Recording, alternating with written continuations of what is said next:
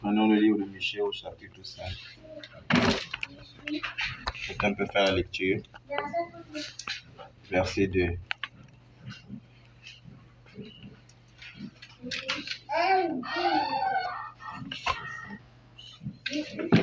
Allez, faisons la lecture.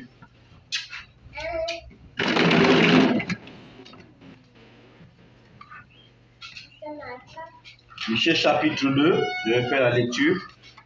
Et la parole de Dieu au nom du Seigneur Jésus-Christ. Pardon, chapitre 5, j'ai dit au verset 2. Je vais prendre la partie du verset 1er.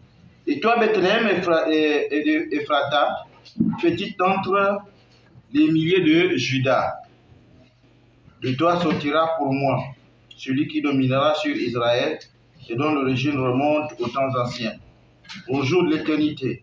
C'est pourquoi il les livrera jusqu'au temps où enfantera celle qui doit enfanter, et le reste de ses frères reviendra auprès des enfants d'Israël. Amen. Nous allons prendre à la même occasion le chapitre 6 de l'évangile. Jean, chapitre 6. Je lis à partir du verset 32. Jésus leur dit, en vérité, je vous le dis, Moïse ne vous a pas donné le pain du ciel, mais mon Père vous donne le vrai pain du ciel. Car le pain de Dieu, c'est celui qui descend du ciel et qui donne la vie au monde. Ils lui dirent, Seigneur, donne-nous toujours ce pain. Jésus leur dit, je suis le pain de vie. Celui qui vient en moi n'aura jamais faim, et celui qui croit en moi n'aura jamais soif. Amen. Une courte prière. Tu sens lorsque tu puisses ajouter tes bénédictions à ta parole, puisque toi seul descendre accompagner cette situation de Jésus-Christ. Vous pouvez vous asseoir.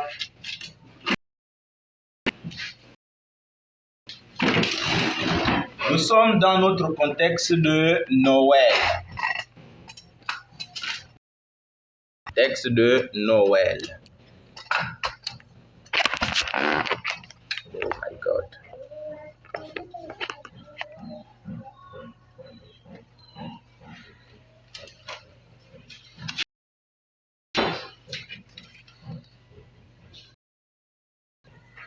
Alors, parlant de Noël,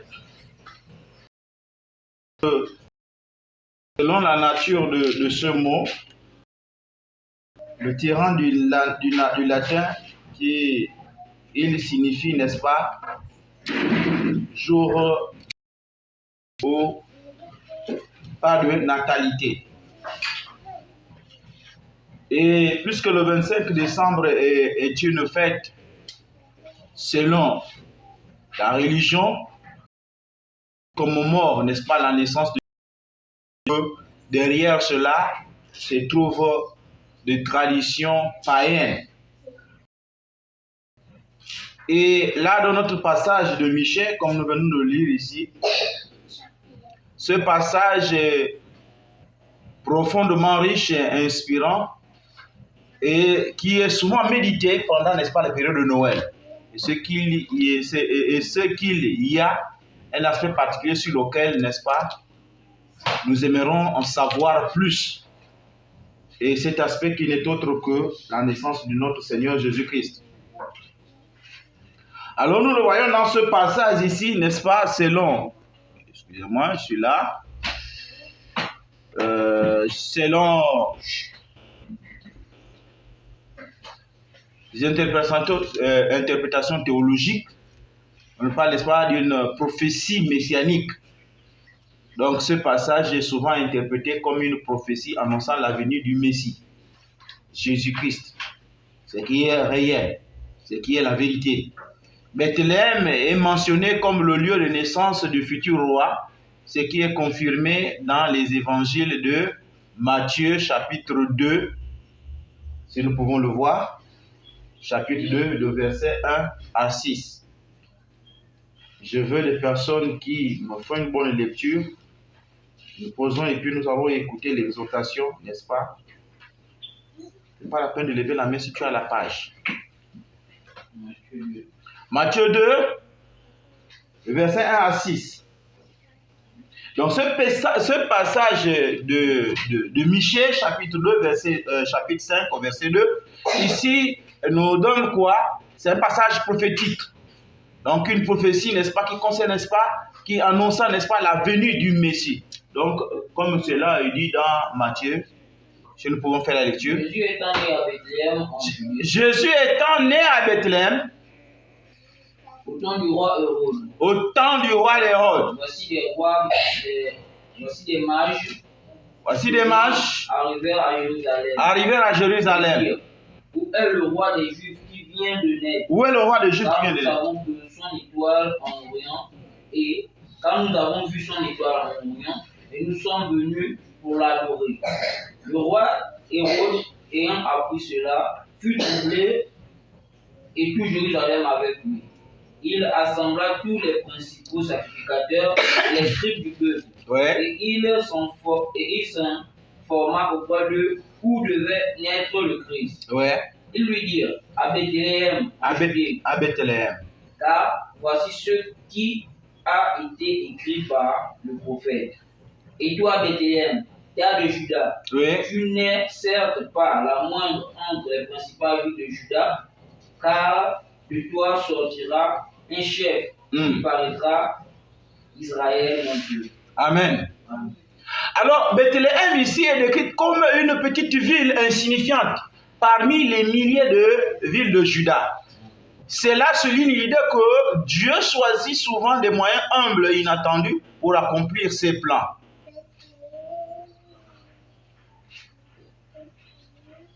Pourquoi Bethléem? C'est la question que le prophète pose. Pourquoi Bethléem?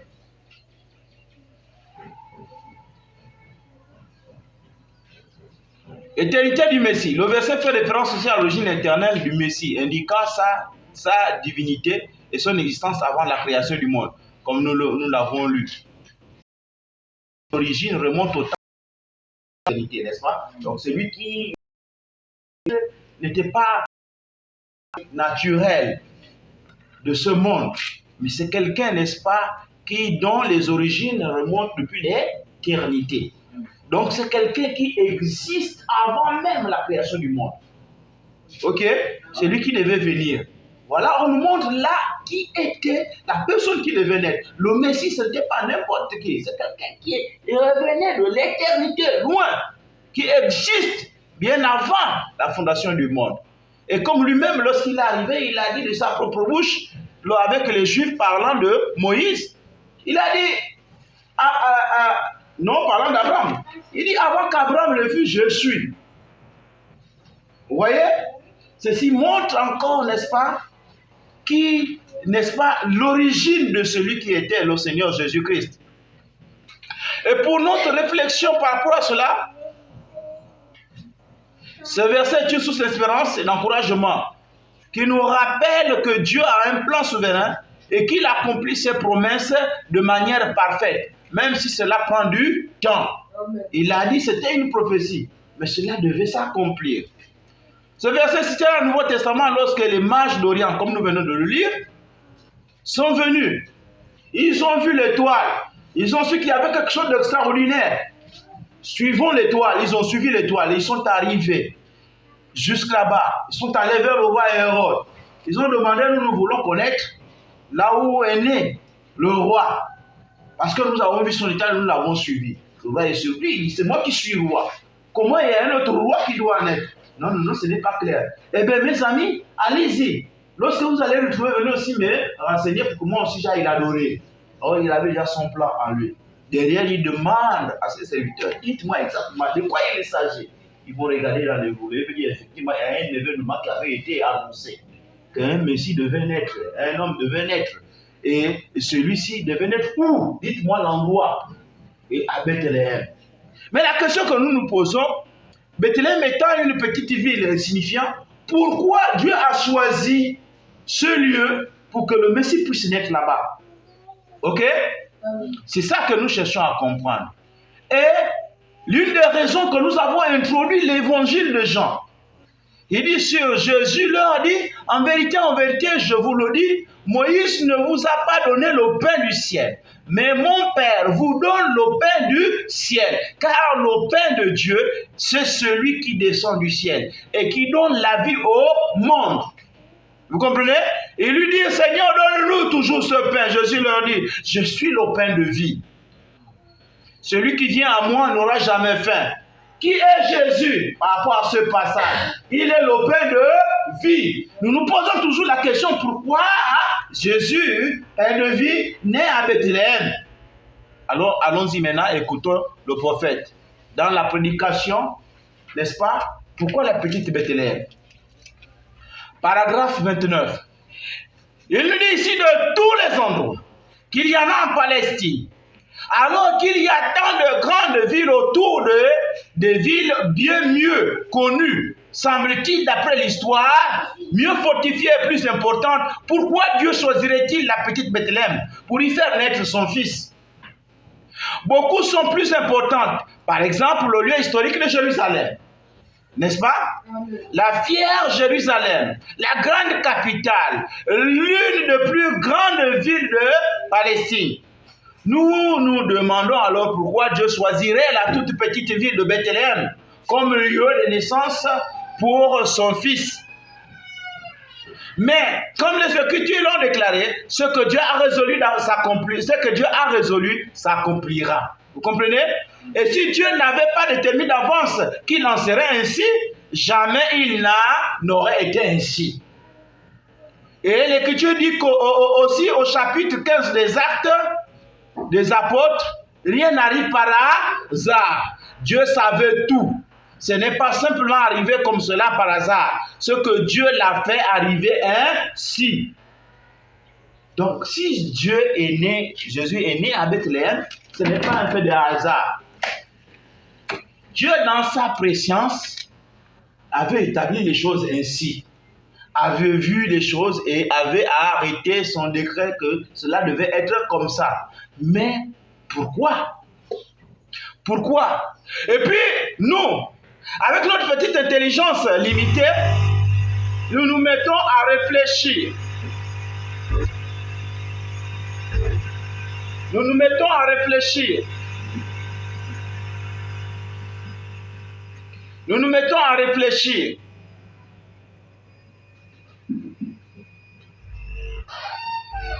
Pourquoi le grand roi du ciel choisirait-il un petit endroit comme celui-là, au lieu de la capitale, au lieu de... Il y avait même bien des endroits dont le passé spirituel était supérieur à celui de Bethléem. Certains endroits, comme par exemple Silo, étaient un ancien lieu d'adoration pour Israël. Pourquoi le Seigneur ne serait pas né là-bas? Chaque année, tous venaient à cet endroit important où se trouvait l'arche de l'Éternel. On pourrait donc se demander pourquoi il ne pourrait pas naître à Silo. Il y a encore Gilgal, un autre endroit spirituel important, lieu d'adoration. Alors pourquoi Dieu ne l'a-t-il pas laissé naître à Gilgal? Il y en avait un autre appelé Sion. Sion sur le sommet de la montagne. Et alors nous nous demandons pourquoi Jésus n'est pas né dans Sion, qui avait été reconnu historiquement comme un lieu où Dieu, d'âge en âge, avait béni son peuple. Il semble qu'il aurait peut-être pu choisir Sion, ou Gilgal, ou Silon, ou bien un autre des endroits illustres où il y avait eu de grandes bénédictions et de grands enseignements. Il y avait d'autres villes célèbres, comme par exemple Hébron. C'était l'endroit où on pouvait aller, où pouvait aller l'homme qui cherchait une ville de refuge. Un lieu sûr.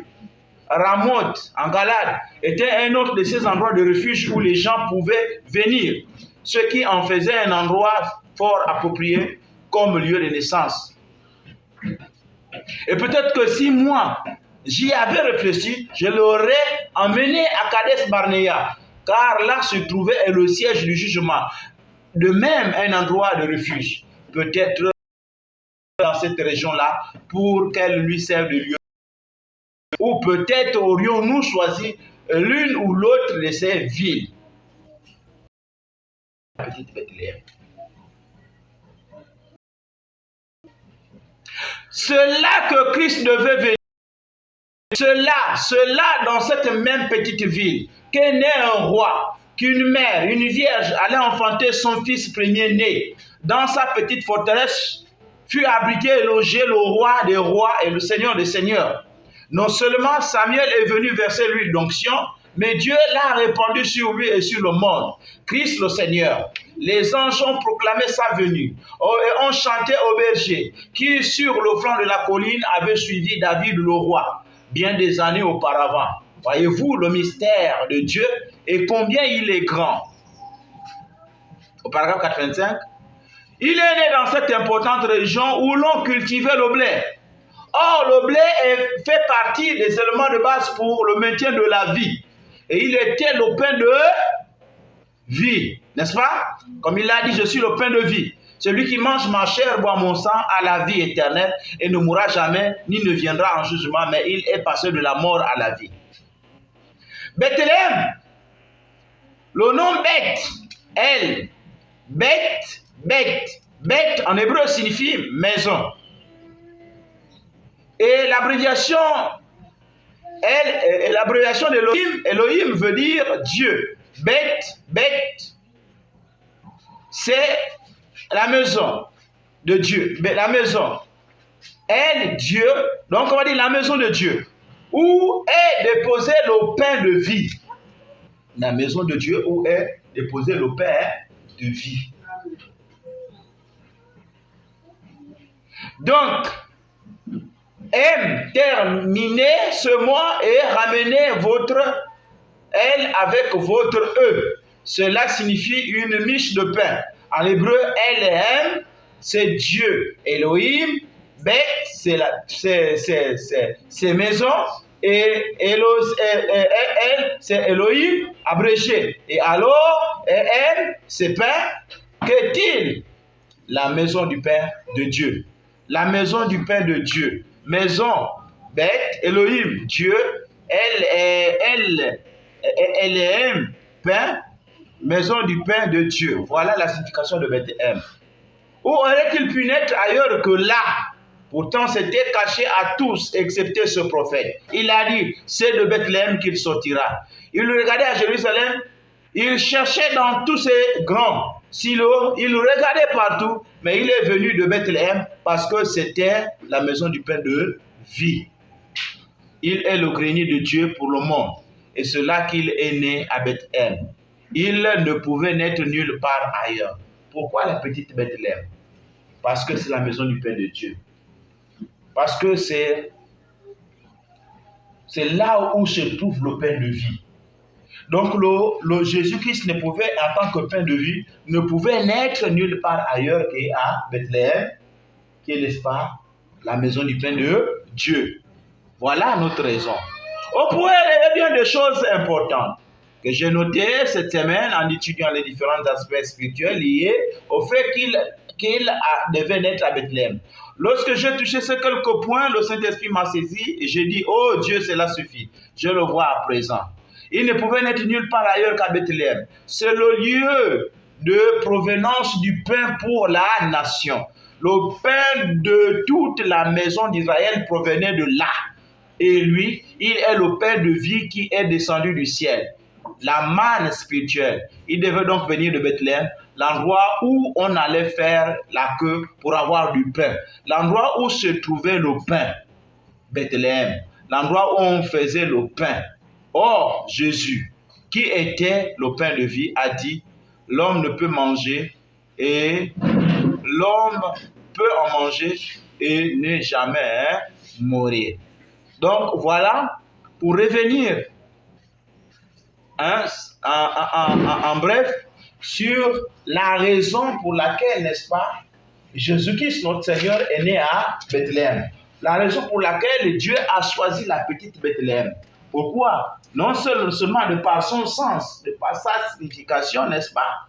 Ce lieu était le lieu approprié, n'est-ce pas, pour le pain de Dieu. Parce que c'était la maison du pain de Dieu. Et Christ, en tant que pain de vie, en tant que pain de Dieu venu du ciel, comme il l'a dit dans l'évangile, le chapitre 6, il ne pouvait naître nulle part ailleurs qu'à Bethléem. Donc voilà le pourquoi de Bethléem. Par rapport à la prédication du prophète, pourquoi la petite Bethléem? La raison qui nous est donnée ici, c'est parce que c'était le pain, la maison du pain de Dieu. Et Christ étant ce pain-là, ce pain de vie, ce pain de Dieu, il ne pouvait naître nulle part ailleurs qu'à Bethléem. Est-ce que quelqu'un a compris cela? Donc voilà un peu ce qui nous est donné ici, la petite Bethléem. Et c'est maintenant en nous, n'est-ce pas, de suivre, de saisir ce pain, parce qu'il a dit que celui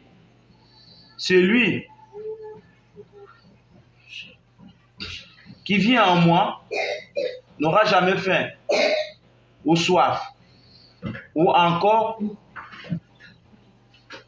comme il a dit, Moïse ne nous a pas donné le pain du ciel, mais mon Père vous donne le vrai pain du ciel. Et ce vrai pain du ciel que Dieu nous a donné, c'est le Seigneur Jésus-Christ. Et c'est ce pain-là dont nous avons besoin pour, n'est-ce pas, notre vie. Est-ce que quelqu'un comprend cela? Donc, désirer le pain de Dieu, ici, nous amène à désirer le Seigneur Jésus-Christ dans notre vie. Accepter le Seigneur Jésus-Christ dans notre vie, c'est accepter ce pain, se prendre ce pain et le prendre, n'est-ce pas, se recevoir la vie éternelle.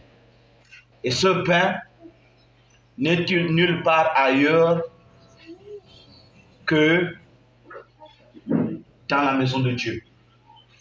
Et la maison de Dieu, nous savons, n'est pas quelque chose qui a été bâti. La maison, le lieu indiqué qui nous a été donné, approprié pour où nous devons rencontrer Dieu, ce n'est qu'en Jésus-Christ. Amen.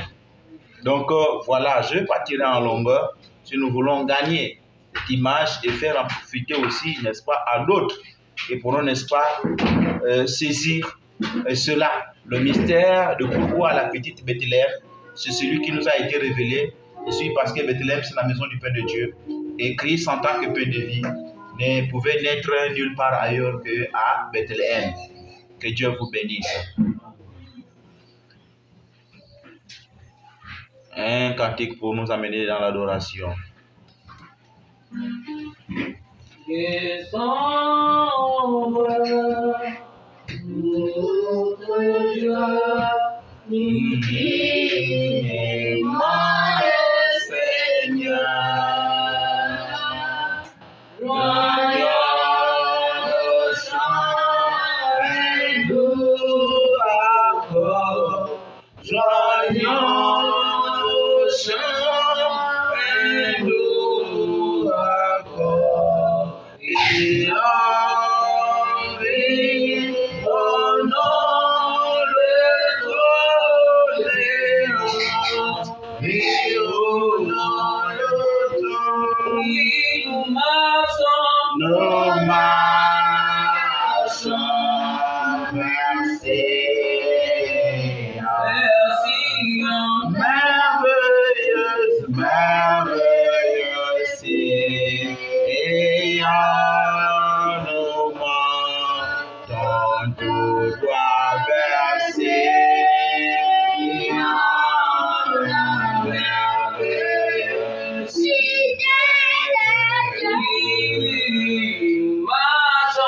nous marchons, merci, merci en merveilleuse, merveilleuse, nous marchons, tout doit verser, la merveilleuse cité de Dieu. Qui refuse